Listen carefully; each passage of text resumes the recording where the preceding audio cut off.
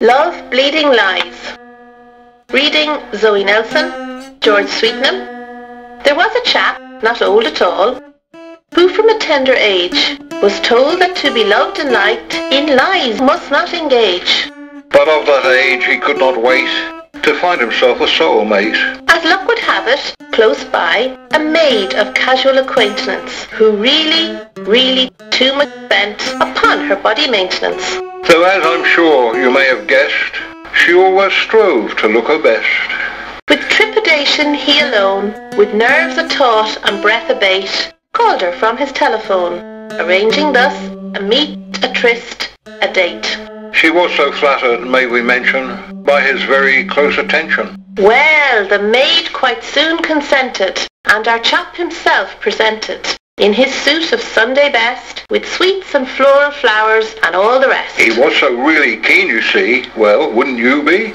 Please, old chap, cried out the maid, a minor mistake I have made. My nails I soak in lemon juice before I start to paint them puce. He didn't understand love's intention, being unfamiliar with a maid's invention. He should have researched it in a book, having such a strict outlook. At last in glory descending down the stair, to where her beau was waiting there, he gave a little gasp or two. A smile spread o'er the fellow's features. Could this be his, this most angelic of creatures? Now there's no way that you can trumpet. She was a smashing piece of crumpet. She twisted, turned, blew him a kiss, said, does my butt look big in this? Perhaps another, subtle and sublime, would take, with thought, a different line. What's a-coming, need I ask? Your answer seems a simple task. A lifetime strict and moral code went immediately into overload. As you know, to lies he was a stranger. Perhaps he just could not see the danger. God's ninth commandment, though perhaps this fact hurts, just ain't to play to skin-tight skirts. Ninth commandment, thou shalt not lie or bear false witness. Our chappie looked and shook his head.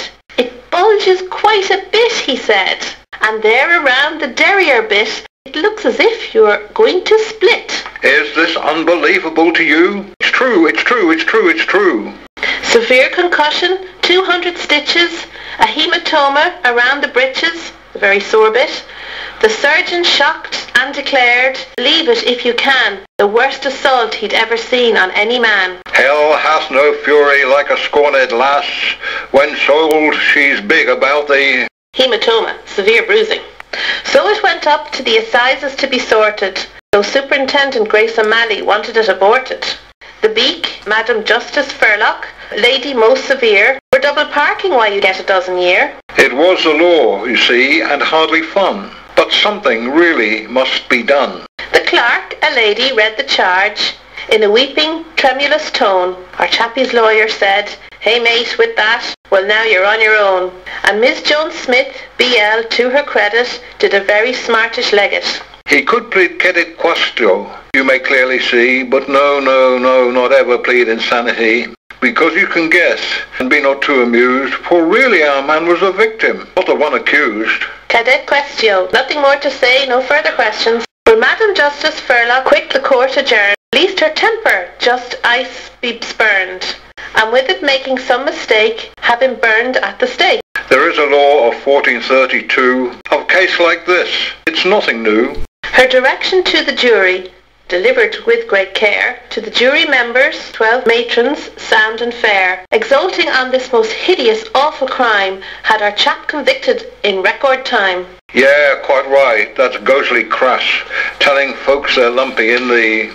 Some ambassadoresses, hearing of the grave offence, demanded serious recompense. To Devil's Island or Siberia he must go, or 50 years in Guantanamo. But though it's out of date, yet not of hand, he was transported to Van Diemen's Land. Well, time rolled on, and the maid got plumper. Actually, it suited. She liked to wear a woolly jumper, to hide her bulgy bits, you see.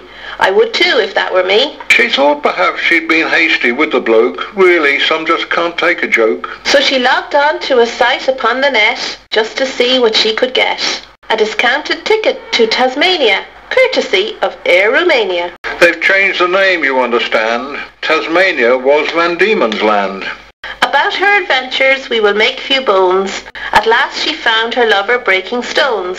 Perhaps it was the weather. Tasmania can be stinking hot, for she seduced him on the spot. They must take care of this, a moral failure. There's laws against this in Australia. She had thought, if he can't lie, in this I see, he cannot go and cheat on me. For with maturity a view had come, just perhaps she was a little fleshy there about the bum. So he was quite her favourite male. She sprung him from the jail with bail. They married, getting on quite well, for underneath her spell he fell. So, no matter what fables are about, with truth to tell, then love will out. A moral there is of some invention. If you won't like the answer, then just don't ask the question. And if you can't answer with some kind of a joke, try snuffing and coughing and starting to choke. If you can do that, your habits are blending, like our friends, then yours is a happy ending.